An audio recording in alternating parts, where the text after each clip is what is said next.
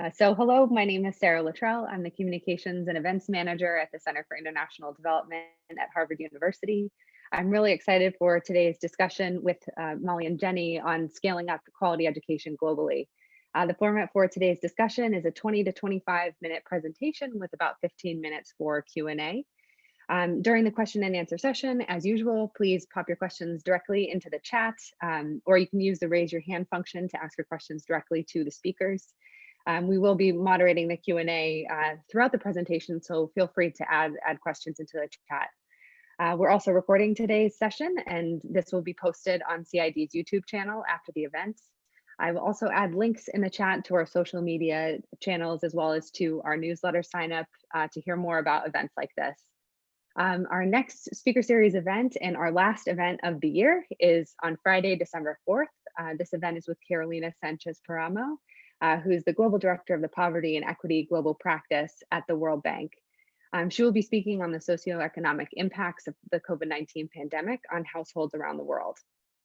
So we really hope that you'll join us for that final event in 2 weeks. But without further ado, I'd like to introduce our speakers for today. We have Jenny Perlman Robinson and Molly Curtis. Jenny Perlman Robinson is a senior fellow at the Center for Universal Education at the Brookings Institution, where she leads CUE's efforts to build the evidence and produce practical guidance for scaling effective education initiatives through the Millions Learning Project, which we'll hear a little bit more about today.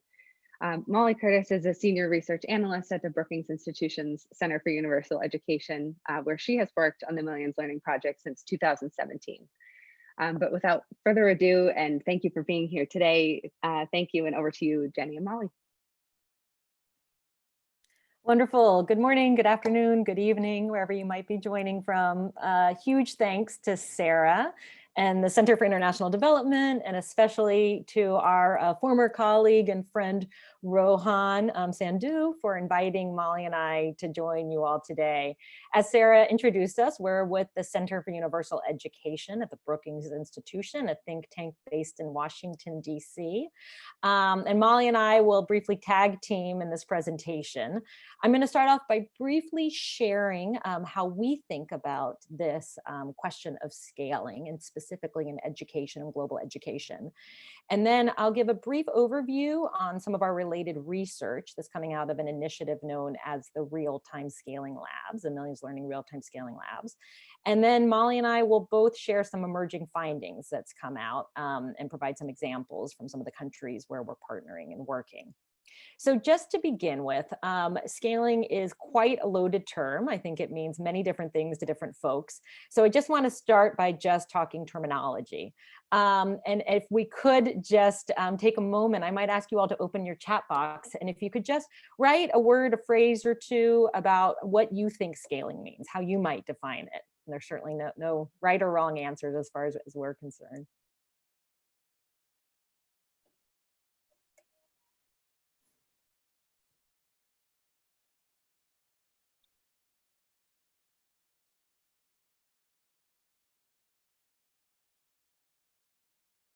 That's great. About expansion, replication, adaption and adoption, talking about impact and effectiveness, questions of equity and reaching the last mile, numbers, reach, scope, again, question of effectiveness and reaching larger populations. That's great, fantastic. Well, I think if we were to generate a word cloud with some of these ideas and others, it might look something like this. Certainly the word evokes different understandings. But just to share how we think about it at the Center for Universal Education, for us, we define scaling as expanding and deepening impact through a range of approaches. So it could be from deliberate replication, a franchise type approach, to more organic diffusion and spread, to embedding and integrating into national systems and policies. But at the end of the day, leading to lasting improvements in people's lives. And just to note two important aspects to how we think about scaling, if you don't mind going, keep saying there, thanks Molly, is this first of this notion of scaling impact. So for us, it's not about scaling a particular brand or a particular model, but really thinking about that notion that I think some people wrote in about effectiveness and impact. And the second piece is this idea of a lasting change, the concept of sustainability, which we think oftentimes gets a bit lost from the scaling conversation, but as we see it is really two sides of the same coin. That at the end of the day, what we're really talking about is how do we create a new normal that's sustained by the system, by a group of local actors. So that's to us just to share how we think about scaling. The impetus for the research that Molly and colleagues and I have been undertaking for the past few years is this issue that while we can all point to many different innovative, effective initiatives that are happening around the world, fewer of the scope and scale to really address the magnitude of the challenges, and in this case for us, the learning crisis challenge that we face around the world. So in our first phase of work, dating back to 2014, we spent a few years looking across literature, looking in education, but beyond in other disciplines and sectors at this question of scaling, where we've seen large scale impact, and also doing a number of case studies from around the world to try to identify where and how education initiatives that have achieved getting more children into school and learning, where those have scaled. And if we could begin to distill and draw out some key patterns or common themes from across these different case studies and from the literature, all with the ambition to share this insight with policymakers, with funders, with practitioners to continue to support children's learning. And we published this report, Millions Learning, back in 2016. And if you go to the next slide, thanks, Molly. What we found is looking across the literature and these very different case studies from around the world that range from early childhood development to primary education to secondary education to workforce development. There really were some, what we refer to as core ingredients or key drivers that appeared to contribute to the scaling process in different combinations depending on the specific context. 14 in particular that we identified and we put in this forward in this framework where we grouped them around four big categories around designing for scale, delivering at scale, financing for scale, and creating the enabling environment for scaling learning. Fast forward to after we published the report, and this slide will certainly probably not be news to many of you all, but it became very clear that while certainly there was a lot more evidence and research and information that we as a global community needed to know around scaling and systems change in education, it was also a question of how do you put those insights and principles and frameworks into practice, what we sort of referred to as both a knowing and a doing gap. And so we began to think about what can we do as Brookings, as a think tank, to try to contribute to filling that both learning and that knowing and doing gap. And that really became what we became to launch as the Real-Time Scaling Labs. The next slide, please. Thanks. These real-time scaling labs were launched about 2 years back, and they're an action research initiative where we are partnering with local institutions in a number of countries around the world to accompany initiatives, education initiatives that are in the process of scaling, with the threefold intention to, one, learn more about how education initiatives both expand and deepen their impact, especially among some of the most marginalized communities. To secondly, directly support those initiatives that we're accompanying by providing scaling related guidance and resource and evidence and expertise. And then thirdly, to document the process or the journey that these initiatives are taking to scale. So we're not just building an evidence base around what outcomes have been achieved, but really trying to understand more deeply about how those outcomes have been achieved and codify this learning in a way that we can share not only back with those countries and those partners in those countries, but really think about sharing this learning much more broadly. We currently are working with local institutions, non-governmental organizations, academic institutions, government ministries in 5 countries around the world. I won't go into the detail because when Molly and I share a little bit about some of the emerging insights that are coming out of this research, we'll share some examples from these various countries. But just to note, you'll see here there's an intentional diversity within the initiatives that we're accompanying and the countries in which we're partnering. Diversity geographically, certainly, diversity in terms of some of the initiatives or early childhood development programs, some some of them are teacher professional development programs. Some are working in secondary schools, some are working in early grade reading and math. And there's also a diversity in terms of where they're at in their scaling journey. Some are initiatives that are already fully owned and led by government. Others are in the process of partnering and an eventual handover transition to government ownership. So there's quite a diversity there.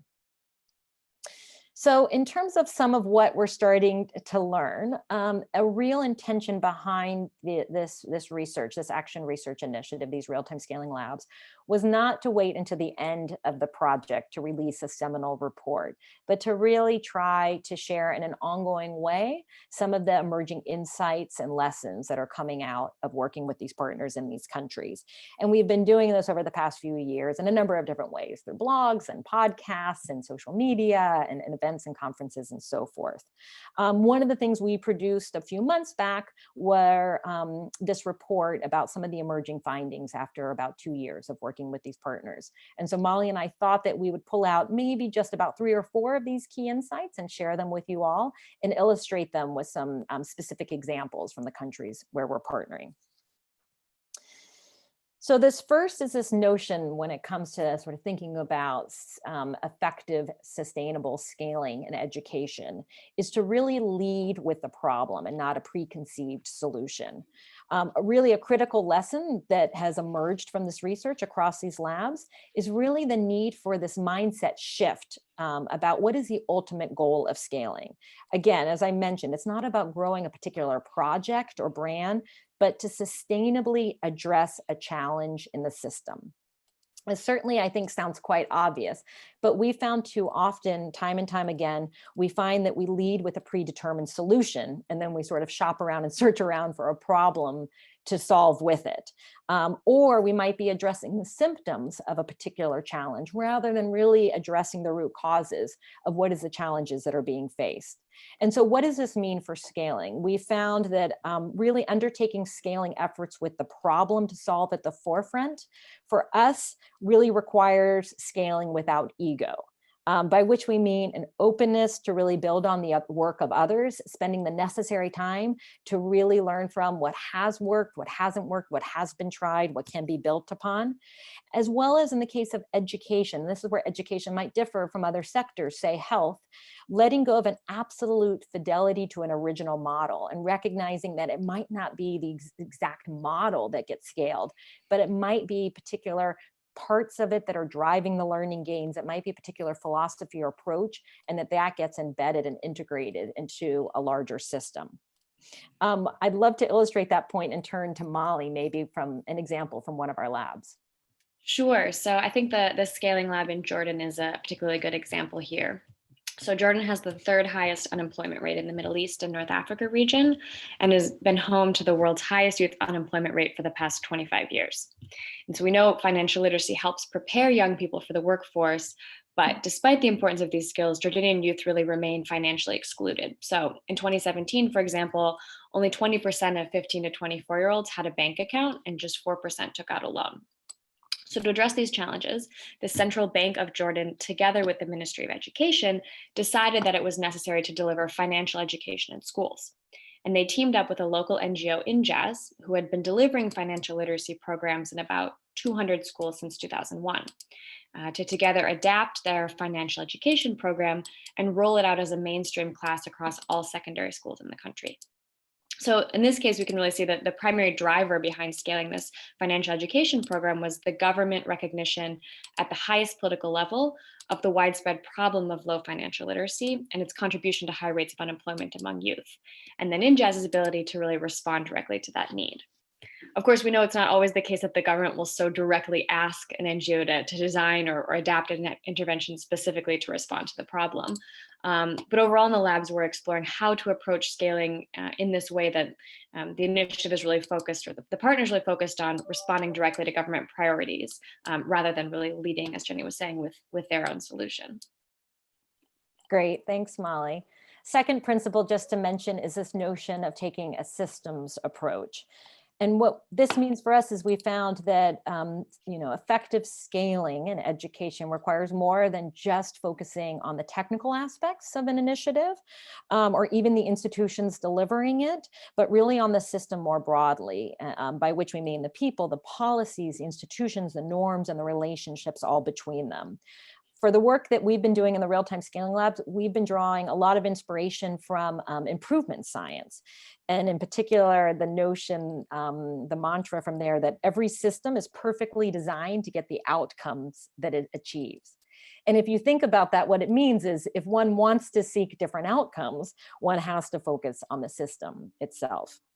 So the real-time scaling labs have really underscored the need for any scaling effort to really consider not just the technical and design aspects of an initiative, but the political economy factors, the power dynamics, the incentive structures, the social and cultural norms in the existing system, and analyzing how they might either be contributing or hindering the process of scale. We found that this really includes developing targets and metrics for assessing not only the people reached and the sort of expansion as was mentioned in the chat box, but also thinking about the depth and the sustainability of that change. And so this requires really thinking about how do we attract some of those metrics in more intangible areas, such as capacity that's strengthened, or the extent of government ownership or new partnerships that are created. And this is an area where we've been doing a lot of work with our partners and thinking about different types of instruments or tools that can be developed to do this. So Molly, can I turn it to you to give an example? Yeah, so here, let me share a bit from our lab in Botswana. In this case, the ultimate scaling goal for the Ministry of Basic Education is to infuse teaching at the right level, or TARL, into everyday teaching practice for teachers in grades 3 through 5 in all of the primary schools in the country. This is an approach to numeracy and sort of remedial catch-up numeracy within the classroom. But this scaling goal will really require changing teacher instructional practice in classrooms across the country, altering the status quo, and then sustaining that behavioral change within the current system. So going back to this principle, a big part of scaling TARL in Botswana will come down not to the efficacy of the model itself, though of course that's important, but really to the ability to enact and sustain this behavior change and build it into the existing system to get teacher buy-in, to overcome potential opposition. So in Botswana, a benefit of this approach is its similarity to pedagogical practices teachers are already learned in their pre-service training. So it can be framed not as sort of a new external innovation, but as a refresher to the effective elements of the existing system. But nevertheless, the local partner Young Love recognizes that even when teachers and school leaders feel very enthusiastic about TARL, this type of sustained behavior change is really challenging to embed and maintain over time, especially when it deviates from existing norms.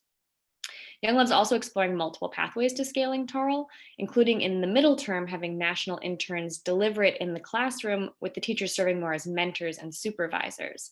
But they really have to give a lot of thought to whether teachers will accept this at large scale, or will they feel threatened by having others coming into their classrooms? So they're considering how to get teacher buy-in, and then over the long term, how to eventually transition to teachers delivering it themselves. So as Jenny mentioned, a lot of thinking about the broader system and the stakeholders within it beyond just sort of the model itself. Great. And a third principle quite related to this notion of systems change is what we refer to as establishing a winning coalition. Certainly in the case of education, while the government is ultimately responsible for ensuring the right to education for all children, emerging findings from the labs have reinforced that the government certainly can't do it alone, that sustainable scaling requires establishing this winning coalition of diverse actors across a system to drive a change process forward. And so this involves both cultivating and sustaining leaders and champions for a particular initiative, but it also requires really thinking deeply and from the start about opponents, about those who might stand to lose from changes to the status quo, and how to best bring them along, as well as ensuring the voices of those that we perhaps typically don't hear are part and parcel of the process. And so as Molly briefly spoke about in the case of Botswana, the labs have all been thinking very deeply about how to ensure that teachers are central to these conversations around scaling really any education initiatives, recognizing that they play a critical role in both the ability for an initiative to really take off and scale, as well as they can also play a critical role in an initiative not taking off, again, if their engagement is not there from the start. Molly, can I turn it to you? Yeah, so our Tanzania lab is another great example of this.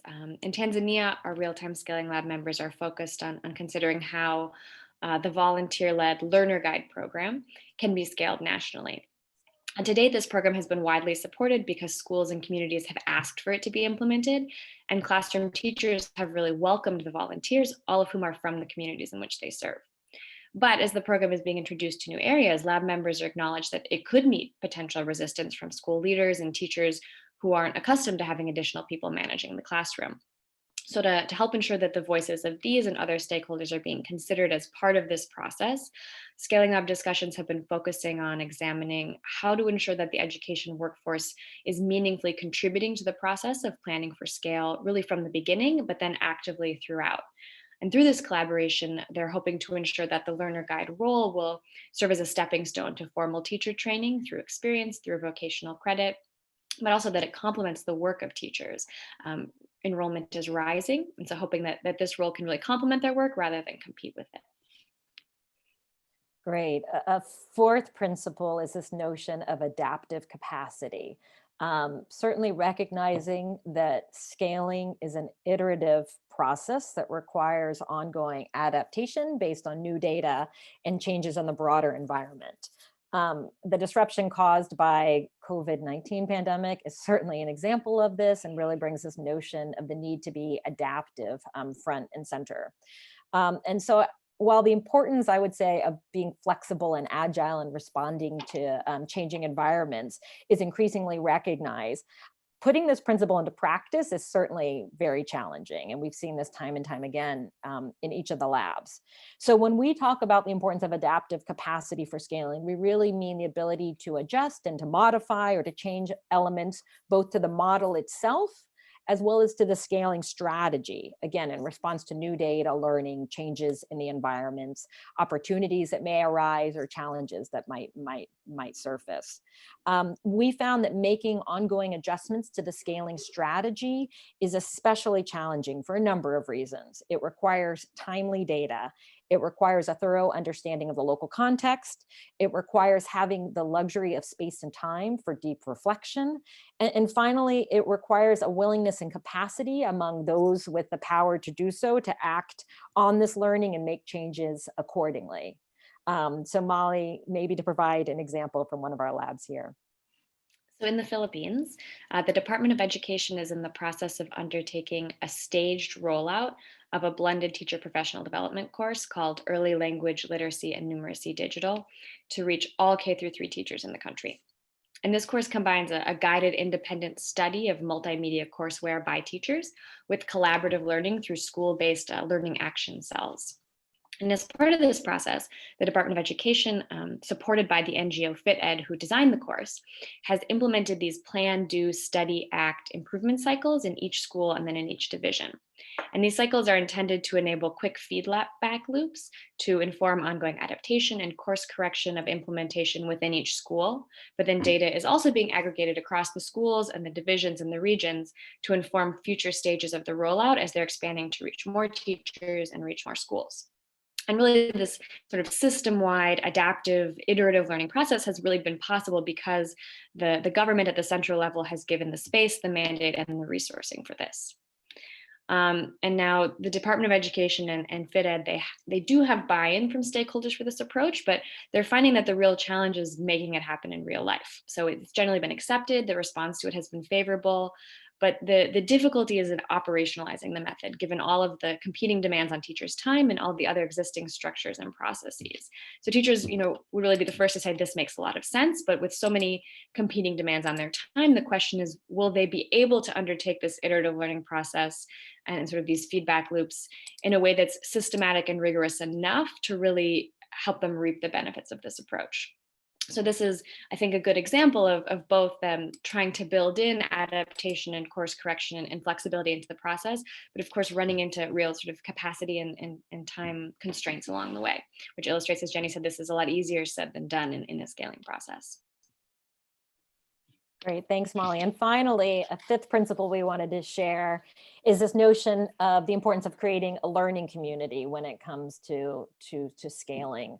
The work that we found has really underscored the importance of a learning community to exchange and share lessons learned and collaboratively problem solve together and strategize based on challenges faced and opportunities arising. Borrowing the quote from Michael Fullen, we're big believers in that the best ideas flourish when people learn from each other. And we're certainly seeing the tangible benefits of peer-to-peer learning and bringing together people from very different geographies and what might be seen as facing very different challenges. But in fact, there are some real common themes and real common challenges faced when it comes to thinking about sustainable scaling. This group in particular has really had the opportunity to do some critical reflection together on what is the data that we are seeing that's emerging? What about some of the shifts in the environment, such as in the case of remote learning instruction and COVID-19? And then again, to collectively problem solve together around how some of these might be addressed. So Molly, in conclusion, do you want to share an example? Sure. And so just to say here, you can actually see this is an in-person gathering of representatives from all of our scaling labs, I guess now a full year ago when this was possible. But as Jenny was saying, we're finding that a lot of the labs are sort of facing similar issues despite their different contexts and stakeholders and areas of focus. So a couple quick examples is with teacher training, issues like maintaining the quality of training at scale, sort of addressing the well-known pitfalls of cascade training, thinking about how to scale up teacher mentoring in an existing system in a way that's both sustainable and cost effective. A lot of the labs are thinking about this same question. And so it's really offered a lot of scope to learn from each other, to share experiences and strategies. Another area is thinking about if the ultimate goal is for the government to sort of institutionalize, take up, and eventually lead, the elements of this initiative at large scale, how does the role for the NGO change over time? How do they sort of, both, no longer be in charge to the same extent, but not just sort of drop out? How do they continue to support the government, and what new sort of capacities or skills do they need to offer in this process? So as Jenny said, we've really found this to be very worthwhile and very fruitful to have these conversations and exchanges across the different labs in spite of all their differences. So I think with that, we wanted to wrap it up and really turn it over to the Q&A process, or the Q&A time. Great, thank you both so much. This is a really insightful and exciting presentation. I will actually pass it over to our CID student ambassador, Anna Alvarez, who's going to be moderating the Q&A. Hi, thank you for the talk. It was really interesting, especially in this time. So I want to invite you all to write your questions in the chat or raise your hands, and I can start passing over the questions to Jenny and Molly.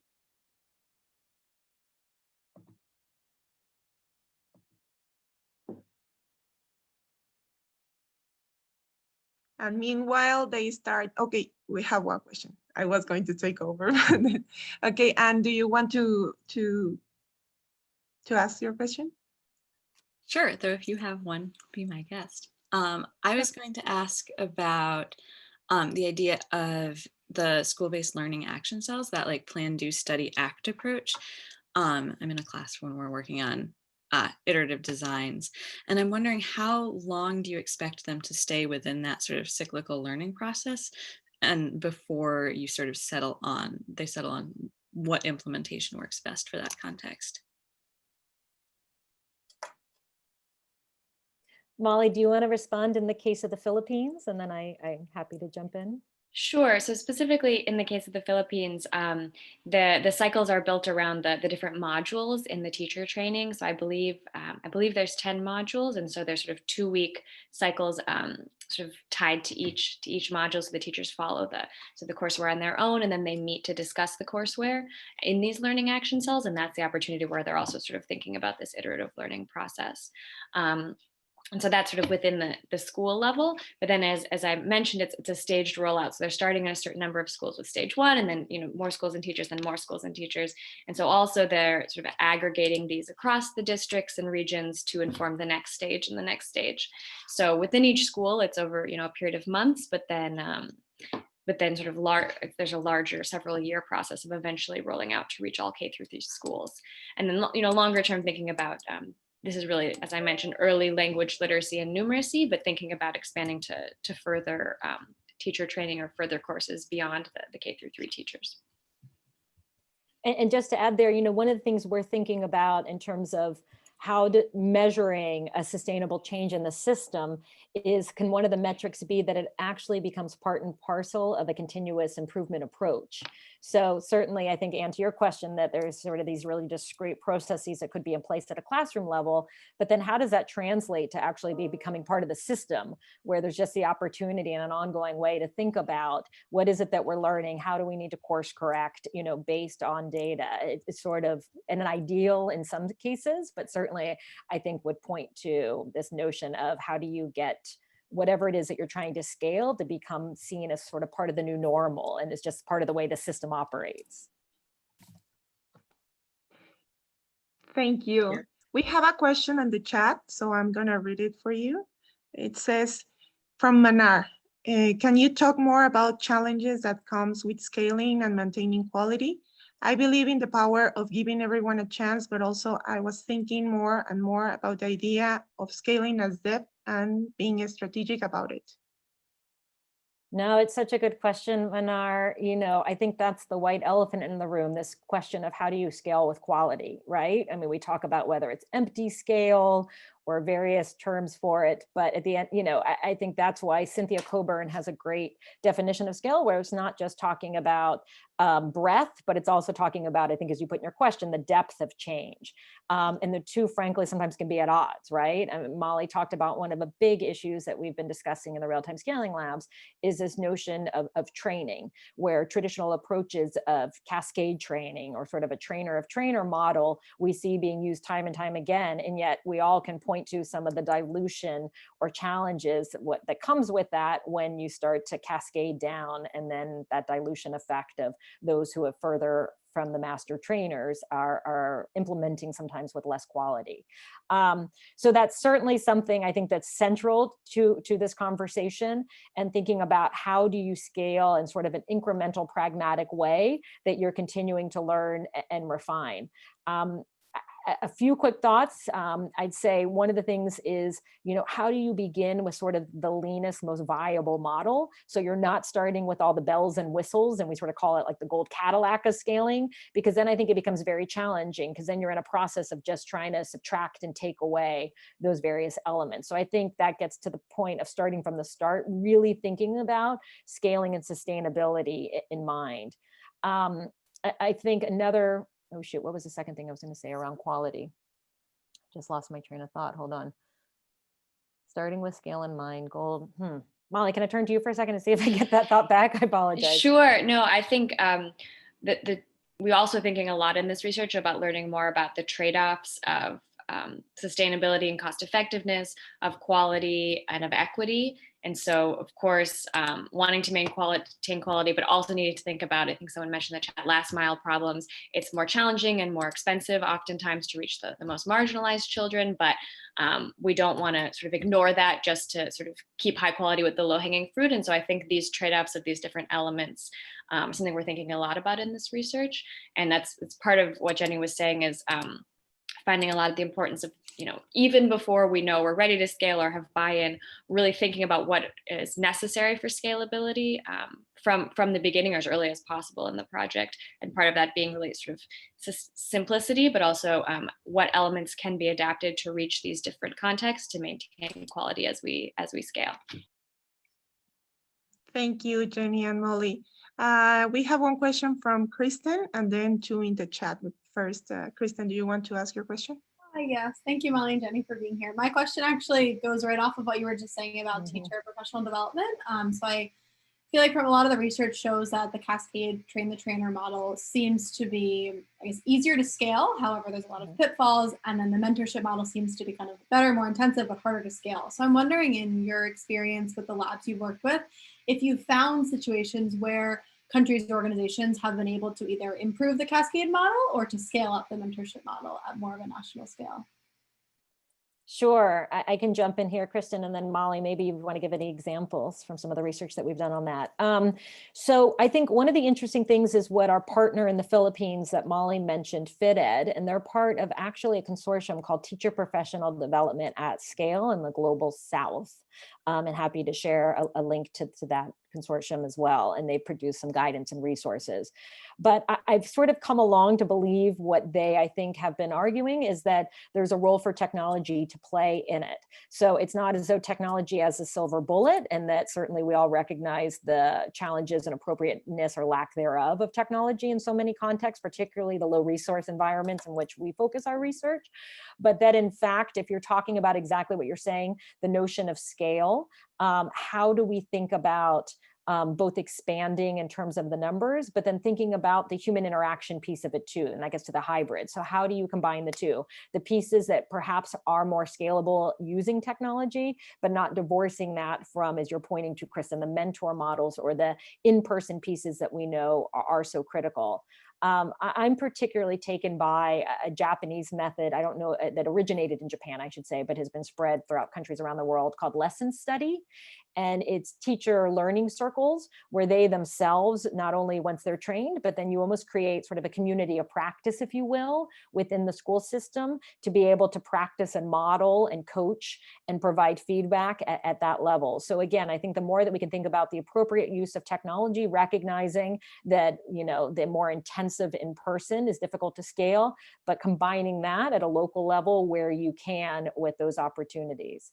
Molly, I don't know if you'd want to add anything there.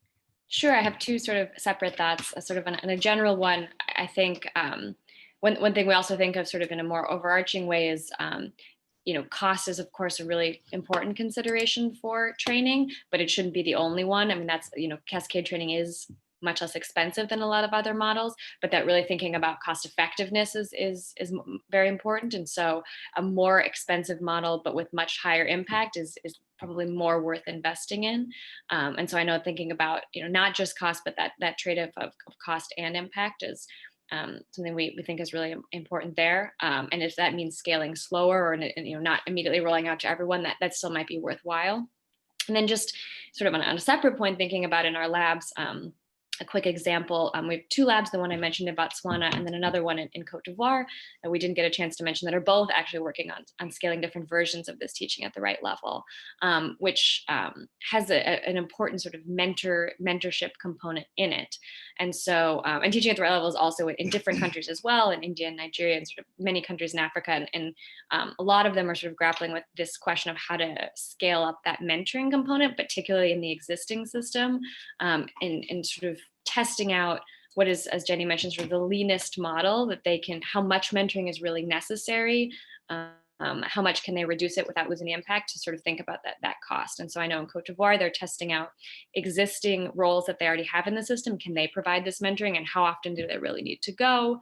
And can they, like I said, can they reduce that to maintain the impact without it being hugely expensive or burdensome? And so in both those countries, they're experimenting with different ways of trying to make that work in the existing system. Great.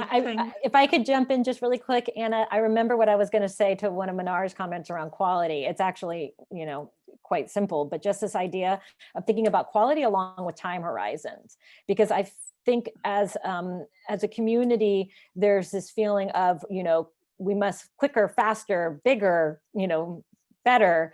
And this notion that, you know, we can sort of reach scale with quality in a 3 to 5 year, you know, donor funded time cycle. And the reality is, we know this, you know, business of change takes so much longer. And so it's sort of thinking more about how can we bring these two realities closer together, the sort of real incentives and time pressures that politicians face in terms of election cycles, that donors face in terms of the portfolios they manage and the budget cycles and the realities they face, with recognizing the real long-term nature of the sort of enterprise that we're in. And that if you're really talking about expanding with breadth and depth, as you write, that's going to be a much longer term exercise. And so I think that's part of maybe the advocacy in some ways that we all can be doing, is try to think about how do we bring those realities closer together. But sorry, I interrupted you. I think there was another question. No, thank you. Thank you. Okay, we have two questions, one from Zainab and another one from Tim. I'm going to read them to you. Zainab is asking, do you feel that the ground issues are so different from country to country that it's hard to learn tangible good practices from each other? Or do you find that the underlying issues in most places are similar? That's the first one. And the second one from Tim. He's saying, thank you for this insightful conversation. I'm curious about the question of financing at scale, and if in most of these case studies, the government is the main payer via Ministry of Public Budgeting, and what are the various models of financing that you have seen among this group? Great, thanks. I can again take a first crack at it and then turn to you, Molly. So Zainab, that was exactly sort of the question that we faced in the first phase of Millions Learning, where we said, you know what, we're going to try to identify where we've seen large scale progress in both access and the quality of learning around the world. And then we'll see, are there any of these similarities? Are they each so idiosyncratic to their, context that they will actually just be a collection of hopefully very nice stories? And they varied from Pratham in India, who originated teaching at the right level we talked about, to Sesame Workshop, which I imagine most of you are familiar with, the largest informal early childhood educate, in the television show, and plus others in the world, and so forth. This lesson study teacher training initiative I talked about. And I think what we found is that so many of the challenges around scaling, given that we talked about it's not just technical, but it really talks about the implementation side of it and the political economy side of it, that there were actually quite a number of similarities. And so in some ways, I think that was somewhat encouraging. I would say that it's really these sort of general principles that we found, but then what that really means and how that gets operationalized and in particular countries, that looks very different. And so we would never purport, for example, that the framework that we developed then could sort of be rolled out and applied around the world, but rather it could be a starting point to then contextualize and think about, okay, we know that teachers are critical in this way, or technology can play a role in that way, or data certainly plays a role. And these are some illustrative examples of what other countries have tried. What does this mean in my context? So I guess the short answer is yes, common patterns and themes, but certainly with a need to be contextualized. You want to respond to that first, Molly, and then I can come back to the financing? No, I don't think I have anything to add on that one. I'll just jump in for the next one when you're done. Yeah. Oh, the financing question, Tim. Yeah, so we've been spending quite a bit of time. That's been a big focus of the labs, is to try to crack that nut, to think about what does that financing journey look like, particularly with initiatives that start with external financing. And in the case of the ones that we're working with, they all have to some extent. I guess the Philippines was different, where the government actually had the funding set aside and really turned to this NGO to run a pilot and evaluation to then inform what they were going to roll out. But in most cases, yes, it started with external financing. And so then it becomes a question of what does that journey look like over time to reduce external assistance and to really think about how does it get sustainably financed within the system. And for the most part, what this means in education, certainly there's markets that can provide that, but we're really looking at national budgets. And it really has started from the process of just getting a really sound understanding of what that budgetary process looks like in a country. What is the timeline? What are the different line ministries that need to be working together and talking with one another, and certainly with the Ministry of Finance? What is the type of evidence that needs to be brought? And in particular, what type of costing information is necessary? And despite the fact that I think everyone on this call would agree that costs are critical, right? We want to know impact, but but we certainly, if you're government, you want to know what this is going to cost. There's a real dearth of that type of data available. So it's even just starting from the point of saying, okay, how do we ensure that we get more of the cost data? And as Molly said, not just unit cost, but really thinking about cost effectiveness, right? So that maybe it might be more costly, but the impact is well worth that investment. And then how does that translate to then garnering more sustainable financing, and particularly in terms of embedding it into national budgets. So that's certainly been the process. One area that we've been focusing on before, Molly, I'd love for you to add, is what we call this middle phase of financing. Because what we found is that you might have say philanthropic funders or external resources that go to the pilots, right? Everyone's kind of excited to either fund the next, widget or the pilot. And then you do have obviously these large scale reform efforts that are sustained by national budgets. But where you really find this sort of breakdown occur is that sort of translation or that journey from pilot to national scale, and that the resourcing there is far more limited and far more opaque, and still might not be of the long-term and flexible nature needed to kind of cross that bridge to longer-term sustainable financing. So it's certainly something that we've been working with our Scaling Lab partners on a lot, in partnership with government actors, and also will be an area where we hope to produce some pretty specific guidance about what that process looks like in these countries, and then to Zainab's question, what could be contextualized and learned and applied to other places. The only thing I would add is that I think this is an area in particular we're thinking about how it's specific to the education sector and how it differs from scaling in other sectors. And of course, we'd never say 100%, but largely we find that really long-term, sustainable, large-scale change in education is almost entirely going to need to be sort of government funded and supported. Unlike maybe in health or in agriculture, where there's more options, we find that really sort of long-term government financing is quite essential for sustainability for large scale education initiatives. And so a lot of the focus is as Jenny was saying, on how to make sort of that transition and get that investment over time. But I think that it's a place that education might be different than some scaling in some other sectors. Wonderful. I think that's all the time that we have for questions today, but we appreciate all of the activity in the chat and for your wonderful presentation on this really critical development challenge that we're facing in education. And so we hope that you will all join us next week for our, in 2 weeks, sorry, on Friday, December 4th for our final speaker series of the semester with Carolina Sanchez-Paramo of the World Bank, who will be talking on the socioeconomic impacts of COVID-19 on households. So thank you again all for joining, and we look forward to seeing you in 2 weeks. Thanks so much, Sarah, and thanks everyone. Yeah, thanks. Thanks, Anna. Thank you.